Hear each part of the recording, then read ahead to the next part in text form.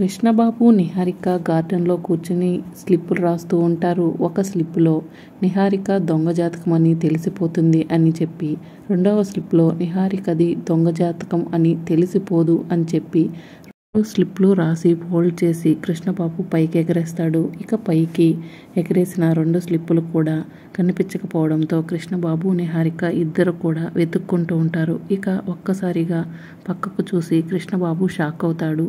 అక్కడ అవని ఉంటుంది. ఇక అవని కృష్ణబాబు నిహారిక దగ్గరికి వచ్చి, ఏంటి తోడి దొంగలు ఇద్దరు ఏదో వెతుకుతున్నారు అని చెప్పి అవని అడుగుతూ ఉంటే, అది అని చెప్పి కృష్ణబాబు తడబడుతూ ఉంటారు.